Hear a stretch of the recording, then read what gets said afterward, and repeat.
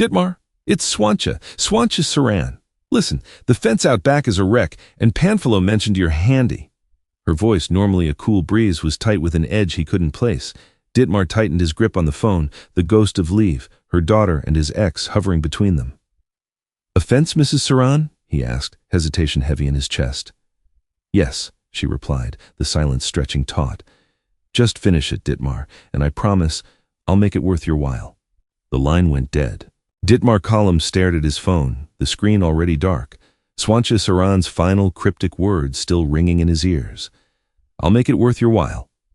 The phrase hung in the dusty, sun-dappled air of his small woodworking shop, mingling with the familiar scent of raw sawdust, sharp metallic tang of tools, and old varnish.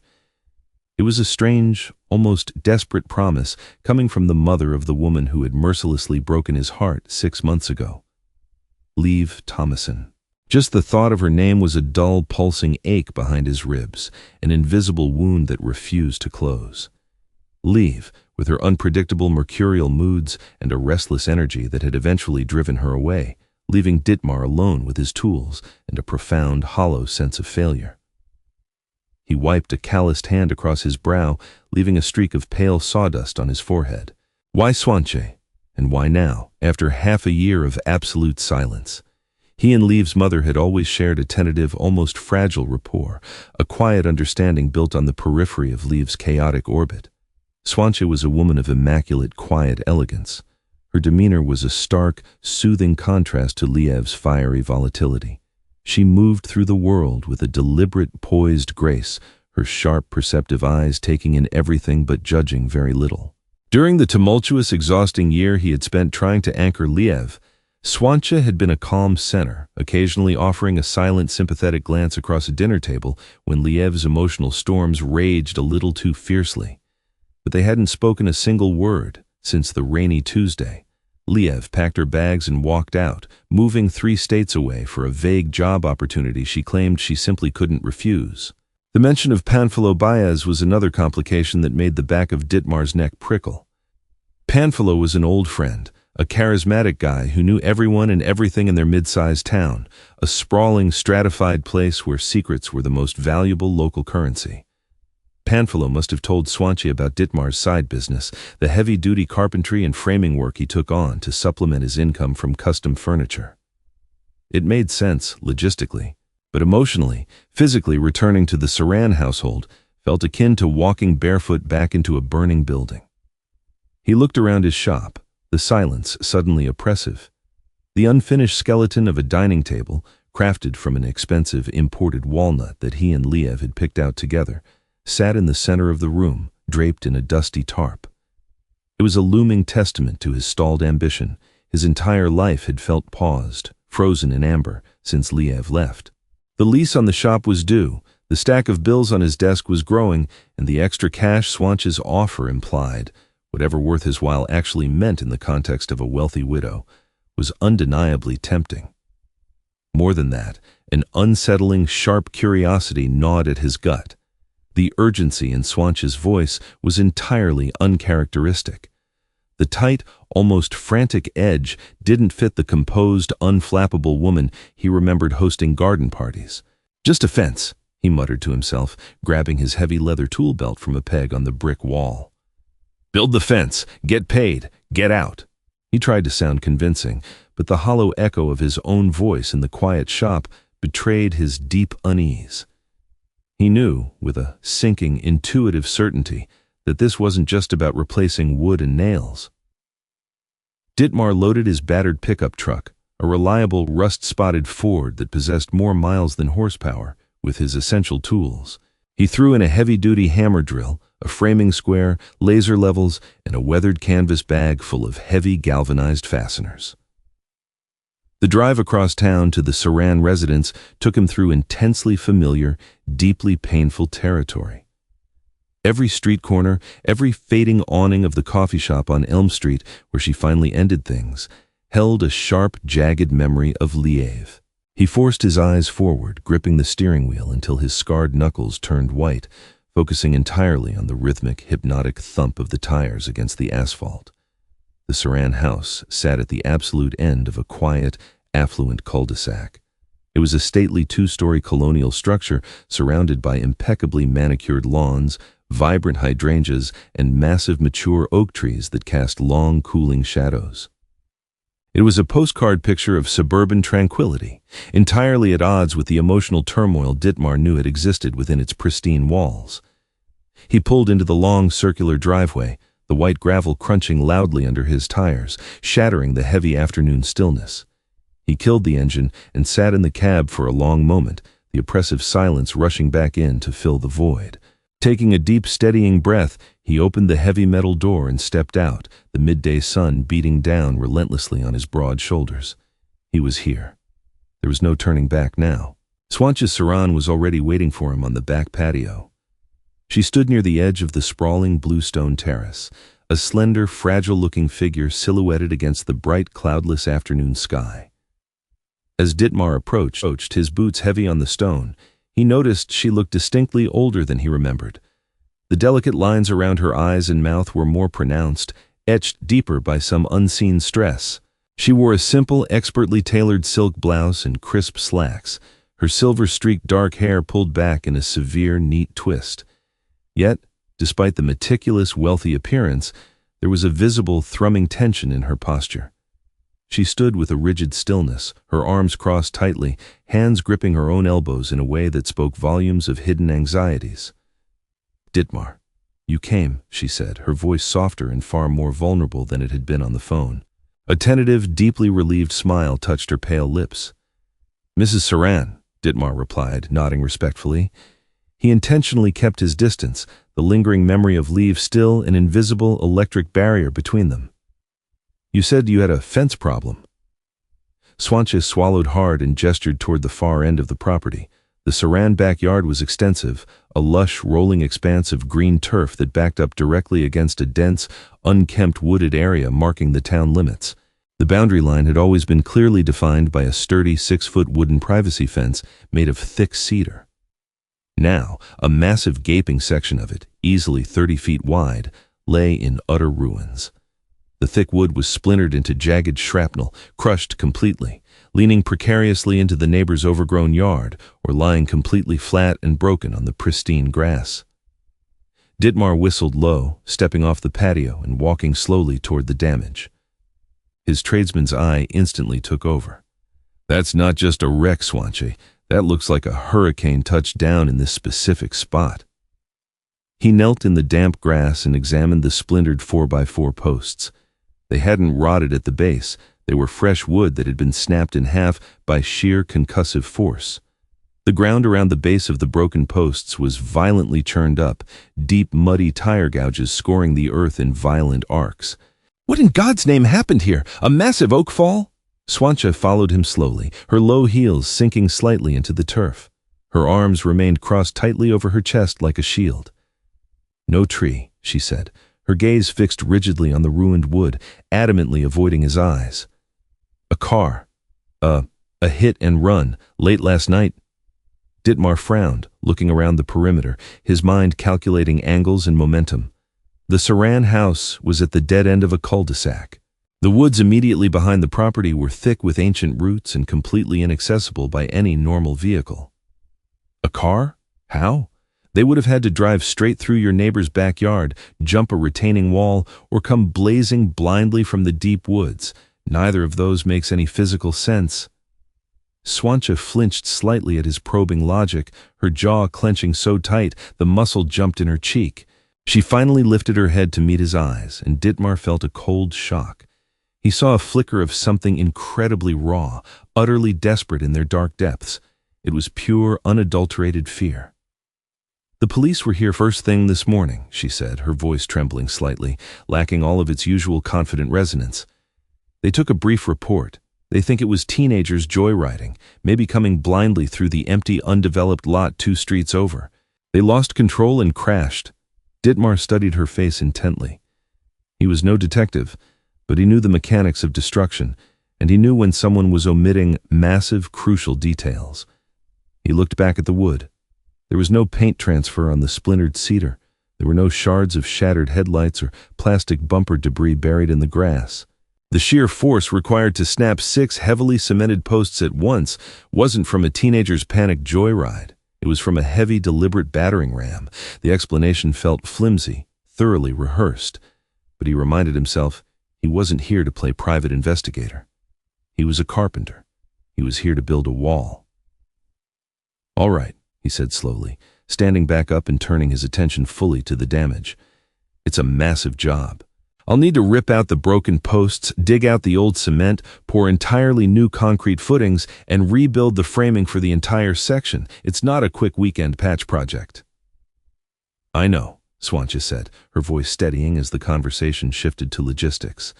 She stepped closer to him, her signature perfume, a subtle, expensive, intoxicating floral scent, cutting sharply through the raw smell of damp, turned earth and freshly broken pine. "I need it done quickly, Ditmar. And above all, discreetly. I don't want a loud, messy corporate crew trampling through the yard and gossiping in town. That's why I specifically asked for you. You work alone." "Discreetly?" Ditmar raised a thick, dark eyebrow, genuinely baffled. "It's a major fence rebuild, Swantje. It's physically impossible to hide the noise of a sledgehammer and a pneumatic nail gun." "You know exactly what I mean," she insisted, stepping even closer, breaching his personal space. Her hand reached out, hovering nervously for a second before coming to rest lightly on his thick forearm. The touch was unexpectedly, jarringly warm. It sent a sudden jolt of electricity straight up his arm. "I trust you, Ditmar," she whispered, her eyes pleading. "Despite everything that happened with Leave, I always thought you were a genuinely good man, a reliable, solid man." The unexpected, intimate physical contact and the direct, painful mention of Liev caused his chest to tighten. He pulled his arm back perhaps a little too quickly, retreating behind his professional armor.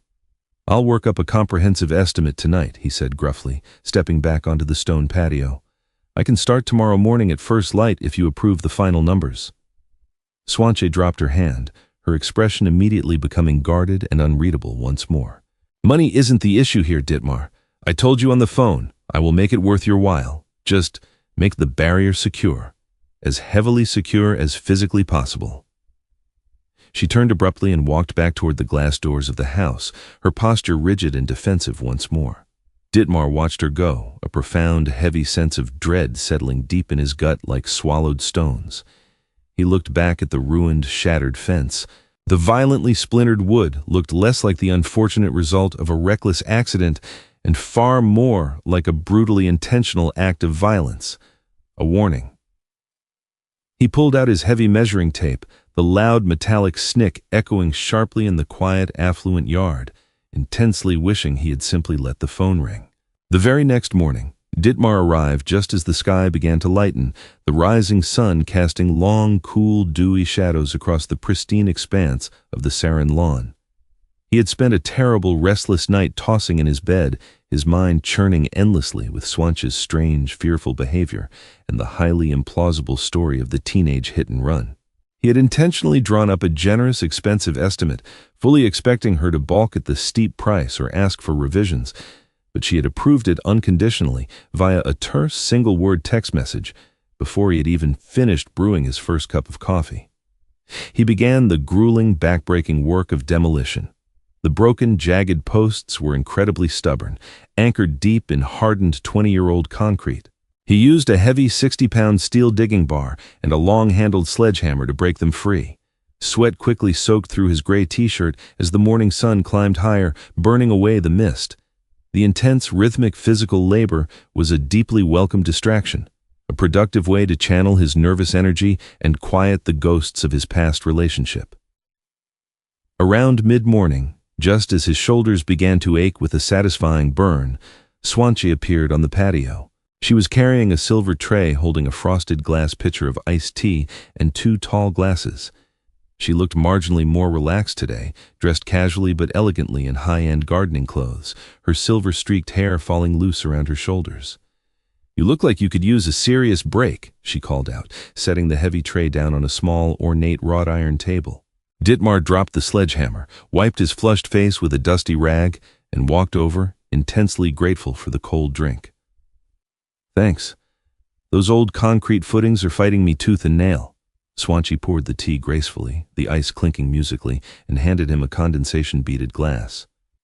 You always did work incredibly hard, Ditmar. Liev used to say you had more relentless drive than anyone she had ever met. Ditmar nearly choked on the sweet cold liquid. It was the very first time she had ever mentioned Liev's name casually, without the heavy, suffocating silence that usually followed the subject. Liev said a whole lot of things, he replied, keeping his tone carefully neutral, masking the sudden spike in his heart rate. Swantje sighed, a long, weary sound, and took a slow sip of her own tea. I know she hurt you deeply. She has a terrible way of leaving absolute destruction in her wake and moving on without looking back. I'm so sorry for that, Ditmar. Truly, I am. Ditmar looked at her, genuinely surprised by the raw candor of her apology. It is what it is, Swantje. We ultimately wanted entirely different things out of life. She wanted chaos, Swantje said quietly, her dark gaze drifting past him, fixing intently on the dark, tangled tree line beyond the broken fence. And I'm afraid she finally found it. Before Ditmar could press her to explain what that cryptic statement meant, a loud, jarring synthetic ringtone pierced the quiet morning air. Swantje physically jumped, spilling a few drops of tea, her hand flying desperately to the deep pocket of her gardening apron. She pulled out a small, incredibly unfamiliar phone. It wasn't her usual sleek, top-of-the-line smartphone, but a cheap, thick black plastic burner phone. Her face instantly drained of all color as she looked at the glowing caller ID on the tiny screen. "Excuse me," she stammered breathlessly, turning her back to him quickly and walking at a brisk, panicked pace toward the house, pulling the phone to her ear. Ditmar stood frozen, watching her go, his suspicion multiplying exponentially. A burner phone? Swantje Saran, a prominent socialite who meticulously managed every single polished aspect of her life, carrying a disposable, untraceable phone. People only carried those when they were hiding or when they were terrified of being found. He finished his tea in one long gulp and returned to the wreckage of the fence with a dark scowl. He was clearing away the muddy debris around the furthest, most deeply buried broken post, the one closest to the dense, shadowy woods, when his steel shovel struck something solid and metallic. It didn't sound like a rock. He knelt in some mud and dug carefully with his gloved hands, unearthing a small, heavy, mud-caked object. He stood up and wiped it rigorously clean on the thigh of his denim jeans. It was a heavy, solid silver lighter, meticulously engraved with an intricate, highly stylized serpent wrapping around the casing. Its eyes were tiny chips of dark stone. It wasn't a cheap, disposable convenience store lighter dropped by a clumsy kid. It was an expensive, custom, artisan piece. It possessed a dangerous, heavy weight in his palm. Ditmar turned the lighter over and over in his hands, his brow furrowed deep.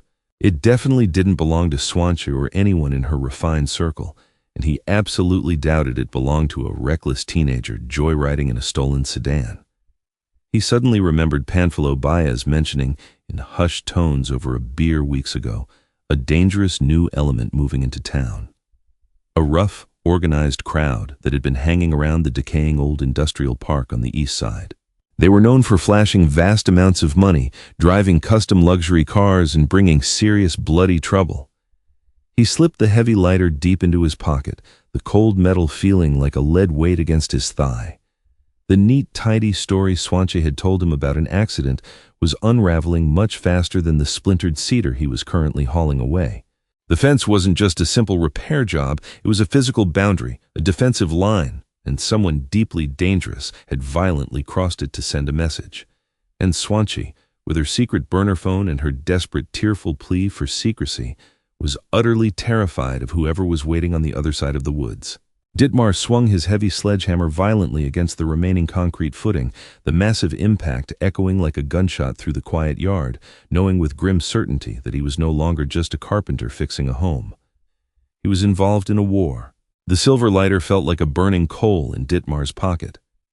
He left the Saran property earlier than he had planned, the rhythmic thud of his sledgehammer replaced by the relentless pounding of his own heart. Swantje's terrified eyes, the burner phone, and now this custom piece of hardware. It was a puzzle he hadn't signed up to solve, but walking away felt impossible. He drove straight across town to the industrial district, a sprawling grid of faded brick buildings and corrugated metal warehouses. He pulled into the gravel lot of Barber's Auto Repair, a dusty garage that smelled permanently of motor oil, ozone, and old coffee. Stephen Barber, a burly mechanic whose hands were perpetually stained black with grease, was leaning under the hood of a classic Mustang. Sitting on an overturned milk crate nearby, nursing a lukewarm soda, was Panfilo Baez. Panfilo was a man of indeterminate age and limitless connections, wearing a sharp linen shirt that looked entirely out of place in the garage. He was the one who had recommended Ditmar to Swantje, the conduit for this entire mess. "Ditmar!" Panfilo called out, his teeth flashing in a wide, easy smile. "Taking a break from the widow's estate? How's the fence looking?" "It's coming along," Ditmar said tersely. He walked over, glancing at Stephen, who wiped his hands on a rag and offered a nod of greeting. Ditmar didn't bother with small talk. He reached into his pocket and placed the heavy, mud-flecked lighter on the hood of the Mustang. "I found this buried in the wreckage of the fence. Panfilo, you hear things. Tell me you know who carries a lighter like this." The casual atmosphere in the garage instantly evaporated. Panfilo's smile vanished, his dark eyes narrowing as he leaned in to inspect the engraved silver serpent. He didn't touch it. Stephen Barber took one look at it and cursed under his breath, tossing his oily rag onto a nearby workbench. "Where did you say you found that?" Stephen asked, his voice low and gravely. "Swantje Saran's backyard," Ditmar replied, watching their reactions carefully. "She told me kids on a joyride smashed her fence, but she's carrying a burner phone and acting like she's waiting for the sky to fall. What is this, Stephen?" Panfilo rubbed the back of his neck, suddenly looking deeply uncomfortable. "Ditmar, my friend, I set you up with a carpentry job. I didn't know it was going to touch this kind of heat. That lighter, that's a calling card." "Whose calling card?" Ditmar pressed, stepping closer. "Terad Hofer," Stephen answered, glancing nervously toward the open garage bay doors as if expecting the man himself to appear. "He's new blood in town, moved into the old textile mill on the east side about 8 months ago. Runs a crew that makes the old local boys look like choir singers. Gambling, extortion, moving stolen luxury cars. He's vicious, Ditmar, and he has a thing for snakes, tattoos, jewelry, lighters." Ditmar stared at the silver serpent, a cold dread washing over him. "Why would a guy like Terad Hofer drive a car through Swantje Saran's fence? She's a wealthy widow in a quiet cul-de-sac." Panfilo sighed heavily, tapping his soda can against his knee. "It's not about Swantje, man. Think about the timeline. Hofer arrived 8 months ago. Leave left town 6 months ago. Before she vanished, Leave was running with a very fast, very dangerous crowd. We all knew she liked to play with fire, but word on the street was she burned the wrong guy right before she skipped state." The breath left Ditmar's lungs in a sudden, sharp exhale. Leave. It always came back to Leave. The chaotic energy, the impulsive decisions, the blatant disregard for consequences. She hadn't just broken his heart, she had left a trail of gasoline, and now the match had been struck at her mother's doorstep. "You're telling me Leave crossed a mob boss, and now he's coming after her mother to collect?" Ditmar's hands curled into tight fists. "It's the only thing that makes sense," Panfilo said apologetically. "The fence wasn't an accident, Ditmar. It was a message. And if Hofer is sending messages, a wooden fence isn't going to keep Swantje safe. You need to walk away from this job, today. Give her back the deposit." Ditmar looked down at the lighter. He thought of Swantje standing on the patio, her fragile composure, the unexpected warmth of her hand on his arm. He thought of the quiet elegance of her life being shattered by her daughter's reckless cruelty. "I'll make it worth your while." The desperation in her voice finally made absolute, terrifying sense. "I can't do that, Panfilo," Ditmar said quietly, picking the lighter back up and slipping it into his pocket. "I gave her my word, I'd finish it." "You're a carpenter, Ditmar, not a bodyguard," Stephen warned, shaking his head. "Hofer's guys don't care about your word." "I'll handle it," Ditmar said, turning on his heel. He walked back to his rust-spotted Ford, the weight of the silver lighter a heavy reminder that the past wasn't done with him or with Swantje. By the time Ditmar returned to the Saran property the next afternoon, the sky had bruised into a deep, stormy purple. The air was thick with the scent of ozone and impending rain. He worked frantically, setting the last of the new concrete footings before the skies opened up. The first drops were fat and heavy, quickly escalating into a torrential downpour that turned the churned earth into a slick, muddy soup.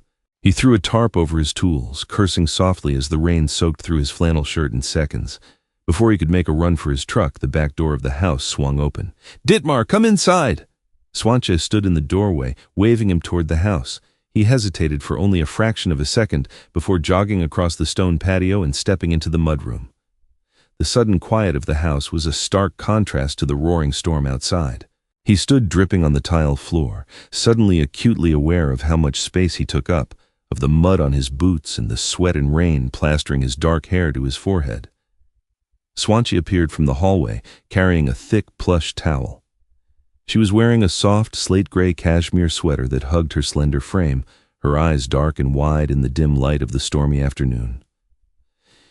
"You're freezing," she murmured, stepping close and pressing the towel into his hands. "I didn't want to track mud into your house, Mrs. Saran," Ditmar said, taking the towel and rubbing it over his hair. "It's Swantje, please," she corrected softly. She reached out, her fingers lightly brushing his forearm as she inspected a long, jagged scratch he'd gotten from a splintered post. "You're bleeding. Come into the kitchen. Let me clean that up." Ditmar followed her, his boots heavy on the hardwood floor. The kitchen was immaculate, smelling faintly of vanilla and expensive coffee. He sat on a stool at the marble island while Swantje retrieved a first aid kit. As she cleaned the scratch with an antiseptic wipe, her touch was gentle, almost reverent. She was standing so close he could feel the warmth radiating from her, could smell that intoxicating, subtle floral perfume. The proximity was doing strange things to his pulse. He looked down at her, at the elegant curve of her neck, the silver threads in her dark hair, the slight tremble in her hands. The barrier Lieve had built between them was dissolving, washing away in the rain. "I went to see Panfilo today," Ditmar said, his voice dropping to a low rumble in the quiet kitchen. Swantje's hand froze mid-air. She didn't look up, but he saw her throat work as she swallowed hard. "Oh?" Ditmar reached into his pocket and placed the silver snake lighter on the marble counter between them. The metal clinked loudly against the stone. Swantje stared at it, the blood draining from her face. She took a staggering step back, the antiseptic wipe falling from her fingers. "Where did you get that?" she whispered, her voice barely audible over the thunder rumbling outside. "I dug it out of the wreckage of the fence," Ditmar said, his gaze locked on hers. "It belongs to a man named Tiered Hofer. Stephen Barber told me all about him, and he told me about Lieve." A strangled sob escaped Swantje's lips. She pressed her hands to her face, her shoulders shaking. The composed, elegant widow vanished, replaced by a terrified mother breaking under an impossible weight.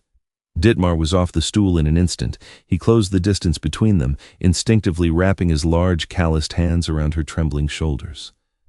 "Swantje, look at me." She dropped her hands, looking up at him with tear-filled eyes. She stole from him, Ditmar. Before she left, she stole a duffel bag full of cash from Hofer's crew. She thought she was invincible. She ran, and she left me here to face them. Ditmar felt a cold fury settle in his gut, directed entirely at Lieve. "Why didn't you go to the police?" "Because Lieve called me," Swantje cried, leaning into his chest, seeking his warmth. "She said if I went to the cops, Hofer would find her and kill her. She told me to just pay them back." "But I don't have that kind of liquid cash, Ditmar. The estate is tied up in trusts. Hofer's men came 3 nights ago. They drove a truck through the fence and told me I had 1 week to produce the money, or the next time, they'd drive it through the living room." Ditmar held her tighter, pulling her flush against him. She fit perfectly in his arms, her vulnerability piercing straight through the armor he had worn for 6 months. "That's why you wanted me here," he murmured into her hair. A familiar face, someone to rebuild the wall. She looked up, her face inches from his, her breath warm against his jaw. "I wanted you here, Ditmar, because I knew you wouldn't run away. I knew you were strong enough to make me feel safe." The air in the kitchen shifted, turning heavy and charged. Ditmar looked at her lips, the sudden overwhelming urge to kiss her wiping every logical thought from his mind. He leaned in, the distance closing, when a sharp rap on the front door shattered the moment like glass. The rain had eased into a steady, miserable drizzle the following morning. Ditmar arrived at the Saran house before sunrise. The tender, charged moment in the kitchen had ended abruptly when Doris Abdi, Swantje's neighbor, had come knocking to borrow a flashlight due to a brief power flicker. But the electricity between Ditmar and Swantje had remained, a palpable, thrumming wire stringing them together. Ditmar was running on pure adrenaline and protective instinct. He wasn't just building a fence anymore. He was building a fortress. He was using heavier gauge nails, reinforcing the posts with steel brackets he had bought out of his own pocket. By noon, the new framework was up, sturdy and defiant. Ditmar was measuring the heavy wooden slats when he heard the crunch of heavy boots on the damp leaves in the woods beyond the property line. He slowly lowered his tape measure and reached for the heavy framing hammer on his belt. He stepped up to the property line, his eyes scanning the dense, shadowy tree line. A figure emerged from the brush. It was a man built like a brick wall, wearing a leather jacket that strained across his broad shoulders. He had a thick, dark beard and a jagged scar cutting through his left eyebrow. Ditmar recognized the description from Panfilo. This was Giuseppe Buck, one of Hoffer's primary enforcers. Giuseppe stopped just on the other side of the invisible property line, a smug, cruel smile playing on his lips. He looked at the newly framed fence, then at Ditmar. "You do fast work, carpenter," Giuseppe grunted, spitting a stream of sunflower seeds onto the ground. "Seems like a waste of good wood, though. Things have a way of getting broken around here." "Only if they're built weak," Ditmar replied, his voice a low, dangerous rumble. He stepped closer to the boundary, gripping the hammer so tightly his knuckles ached. He was taller than Giuseppe, his shoulders broad from years of manual labor, and he didn't give an inch of ground. "This fence isn't coming down again. You tell your boss he needs to find a new route." Giuseppe laughed, a harsh, scraping sound. "You don't know who you're talking to, woodchuck. The widow owes a debt.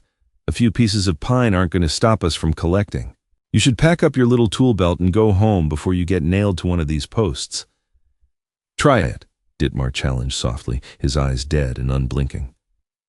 For a long moment, the two men stared each other down, the tension thick enough to choke on. Giuseppe's smile faded, replaced by a dark scowl. He could see that Ditmar wasn't a terrified civilian. He was a man who had drawn a line in the dirt and was willing to bleed over it.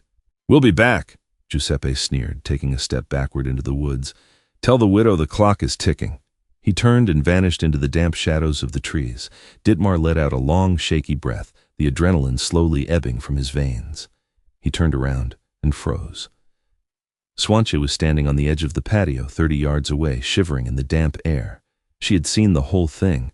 She hurried across the wet grass, throwing her arms around Ditmar's waist the moment she reached him, burying her face in his chest.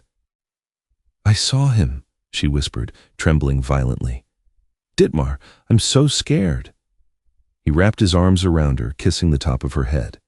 "He's gone. I won't let them near you, Swantje. I promise." Just as she tilted her head up, her eyes shining with gratitude and an unmistakable burning affection, the cheap plastic burner phone in her pocket began to shrill. Swantje flinched as if struck. She pulled back reluctantly, her hands shaking as she fished the phone out. She looked at the screen, her face draining of color. She answered it, putting it on speaker by accident as her thumb slipped on the cheap buttons. "Mom? It's me." Leave's voice, brassy and impatient, echoed in the quiet yard. Ditmar went completely still, his muscles locking up.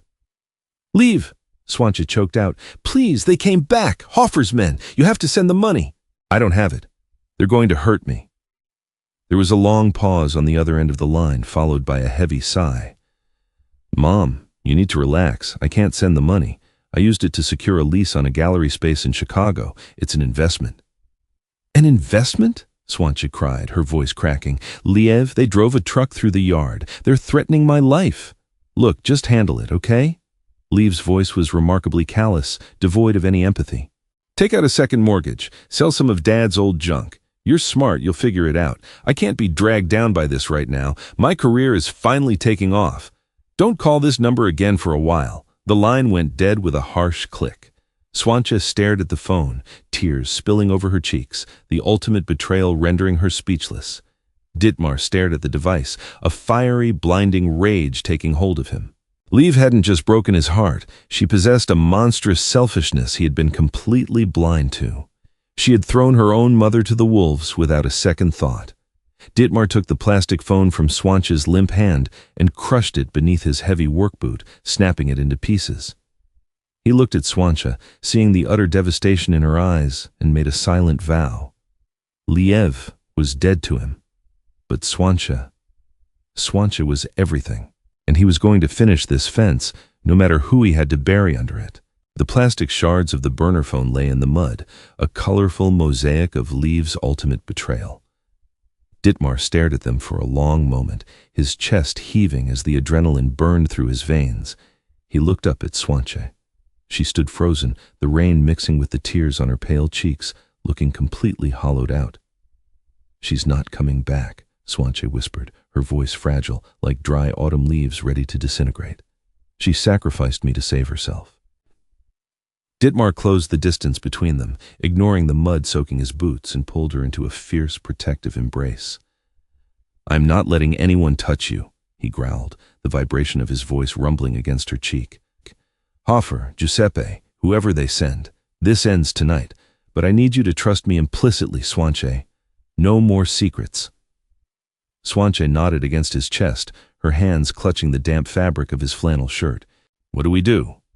"We fight back," Ditmar said, his eyes scanning the perimeter of the property. He wasn't just a carpenter, he was a man who understood structure, leverage, and the breaking point of materials. And men. He ushered Swantje inside, locking the heavy deadbolt behind them. The house felt less like a sanctuary and more like a gilded cage. He directed her to the kitchen, pacing the hardwood floor as he formulated a plan.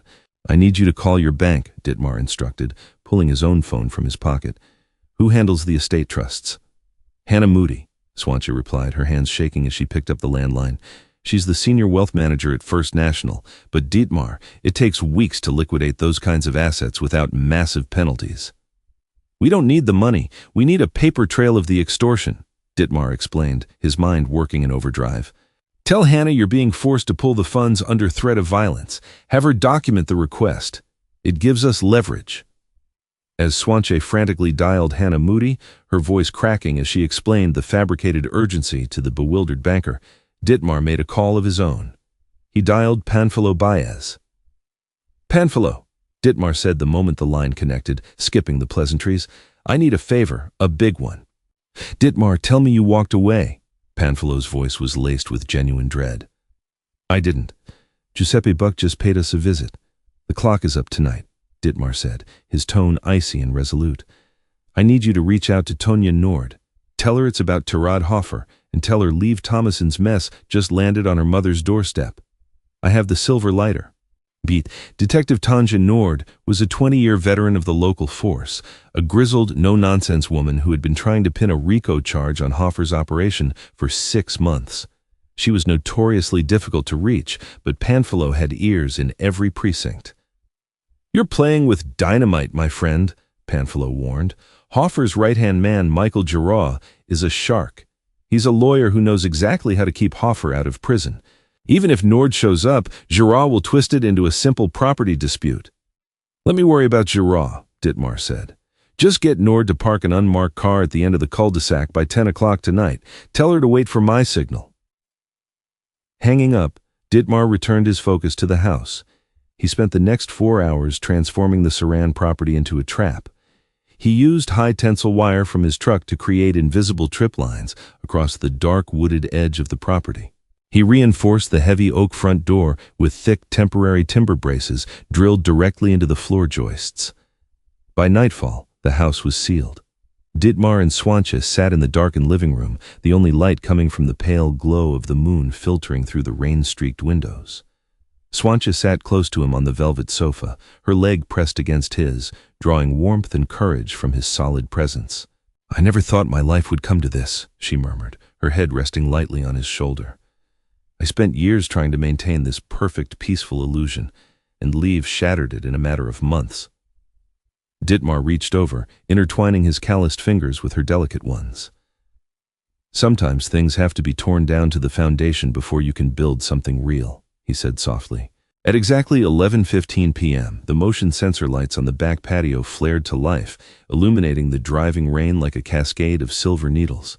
The crunch of heavy tires echoed from the woods behind the newly built fence. The wolves had arrived. Ditmar stood up, pulling Swantje behind the heavy mahogany bookcase that flanked the rear windows. He peered through the slatted blinds. A matte black SUV had driven straight through the empty wooded lot, stopping inches from Ditmar's newly reinforced fence. The doors opened, and 4 men stepped out into the freezing rain. Giuseppe Buck was the first, gripping a heavy iron crowbar.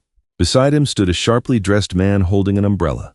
Michael Giraud, the lawyer Panfilo had warned him about, and in the center, flanked by his muscle, was a tall, lean man in a tailored trench coat, Katirad Hofer. Even from a distance, Hofer exuded a chilling authority. He walked up to the fence, running a gloved hand over the thick, wet wood Ditmar had installed just hours prior. Giuseppe raised his crowbar and brought it down hard on the gate latch. The metal sparked, but the heavy-duty steel brackets Ditmar had welded that afternoon held firm. Giuseppe cursed, swinging again, the impact echoing like a gunshot in the quiet neighborhood. "They can't get through," Swantje whispered, her breath hitching in her throat. "They will," Ditmar replied grimly. "But not easily." Hofer stepped back, gesturing to his men. 2 of them went to the trunk of the SUV, pulling out a heavy motorized winch. They attached a thick steel cable to the center post of the double gate. "Stay here. Do not move," Ditmar commanded, his voice leaving no room for argument. He grabbed his heavy pneumatic framing nailer, hooked to a portable compressed air tank strapped to his back, and quietly slipped out the side door into the shadows of the storm. As the winch motor whined, groaning against the reinforced timber, Ditmar crept through the rhododendron bushes along the property line. The wood of the gate splintered with a deafening crack, the massive steel brackets finally giving way under the mechanical torque. The gate crashed inward, tearing up the muddy grass.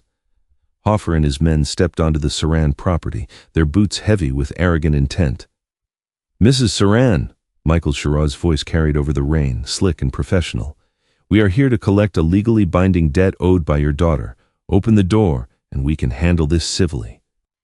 Before anyone could take another step, Ditmar emerged from the darkness. He stood directly in their path, a towering silhouette against the floodlights. He leveled the framing nailer directly at Giuseppe's chest. "Property line ends here," Ditmar roared over the storm, the hiss of the air compressor cutting through the rain. Giuseppe laughed, though he hesitated. "You brought a tool to a gunfight, woodchuck?" He reached inside his leather jacket. Ditmar didn't blink. He pulled the trigger. A 3-inch galvanized steel framing nail shot out with the force of a small caliber bullet, burying itself to the hilt in the thick leather of Giuseppe's boot, pinning his toe to the heavy wooden root of an oak tree. Giuseppe screamed, dropping to one knee in the mud, his hands frantically tearing at his foot. The other men froze. Hofer's eyes narrowed, finally focusing on Ditmar. "You're the carpenter," Hofer said, his voice surprisingly smooth, barely raised above conversational volume. "Liev mentioned you once, said you were boring. It seems she underestimated you." "She underestimated a lot of things," Ditmar replied, keeping the heavy tool aimed at the group. "Her mother isn't paying her debts. You're trespassing. I suggest you get back in your car." Michael Giraud stepped forward, holding his hands up placatingly. "Now, let's be reasonable. We have paperwork." "I have a silver snake lighter," Ditmar interrupted, staring dead into Hofer's eyes. "Found it buried in the wreckage of the hit-and-run you orchestrated 3 days ago. Property damage, extortion, and now armed trespass." Hofer's composed facade slipped for a fraction of a second. "Give me the lighter, and we leave." "Too late," Ditmar said. From the front of the house, the blinding flash of red and blue police strobes suddenly pierced the darkness. The shrill wail of sirens ripped through the cul-de-sac. Across the street, Doris Abdi's porch light flicked on. The terrified neighbor had seen the men and, as Ditmar had subtly encouraged earlier that day, called 911 at the first sign of trouble. Simultaneously, the headlights of an unmarked police cruiser clicked on from the end of the driveway, boxing the men in. Detective Tonje Nord stepped out, weapon drawn, a dozen uniformed officers swarming the yard from all sides. "Police! Drop your weapons!" Nord's voice boomed over a megaphone. Hofer looked from the flashing lights back to Ditmar, a cold, venomous fury in his eyes. He realized he had walked into a meticulously crafted trap. Giuseppe, still pinned to the ground, groaned in agony as officers swarmed over him, disarming the crew. Ditmar slowly lowered the nail gun, his chest heaving. He turned and looked back at the house. Standing behind the glass of the patio door, her hands pressed against the pane, was Swantje. She was crying, but for the first time since he had arrived, they weren't tears of terror. They were tears of profound relief. The aftermath took hours. The Saran estate was a chaotic swirl of crime scene tape, flashlights, and the crackle of police radios. Detective Tonja Nord sat at the marble kitchen island, taking statements. Ditmar had handed over the silver lighter, which perfectly matched an imprint left in the mud during the initial fence destruction. Combined with Swantje's statement regarding the extortion and the physical assault on the property tonight, Hoffer and his crew were facing decades in federal prison. "You play a dangerous game, Mr. Column," Detective Nord said, sipping a cup of coffee Swantje had brewed. The grizzled detective looked at him with a mix of exhaustion and grudging respect. "You should have come to us immediately." "With all due respect, Detective," Ditmar replied quietly, sitting on the stool next to Swantje. "You've been trying to catch Hoffer for months. It took bait to get him to bite, and I wasn't about to let Swantje be collateral damage." Nord sighed, closing her notebook. "Well, you got him. Giraud is already trying to strike a plea deal to save his own skin. It's over, Mrs. Saran. You don't have to look over your shoulder anymore."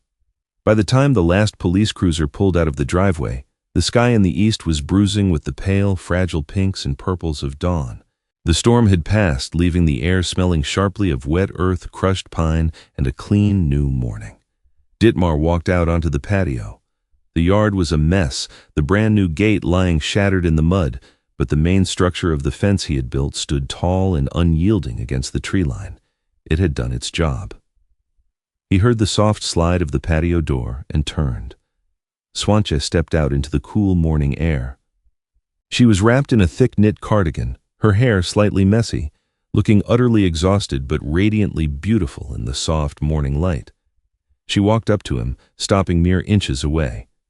The invisible boundary that had always existed between them, the ghost of leave, the age gap, the heavy burden of propriety, was completely gone, washed away by the rain and the fire of the night before. "You stayed," Swantje said, her voice a soft, breathless murmur.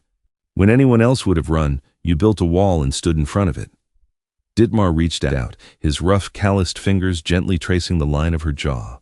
She leaned into his touch, her eyes fluttering shut. "I told you I'd finish the job, Swantje. I don't leave things broken if I can fix them." She opened her eyes, looking up at him with a fierce, burning affection that stole the breath from his lungs. "I said I'd make it worth your while," she whispered, her lips parting slightly. "What do you want, Ditmar?" "You," he answered without a second of hesitation. The realization had been building for days, solidifying in the quiet moments in her kitchen, roaring to life when he saw her in danger. He didn't care about the past, he only cared about the woman standing in front of him. Ditmar lowered his head, and Swantje rose onto her toes to meet him. When their lips touched, there was no hesitation, no holding back. It was a kiss born of adrenaline, relief, and a deep, unexpected longing. Her hands tangled in his dark hair, pulling him closer, anchoring herself to his strength. Ditmar wrapped his arms tightly around her waist, lifting her slightly off the damp stone patio, pulling her flush against him. The world outside the broken fence ceased to exist. When they finally broke apart, breathless and clinging to one another, Ditmar rested his forehead against hers.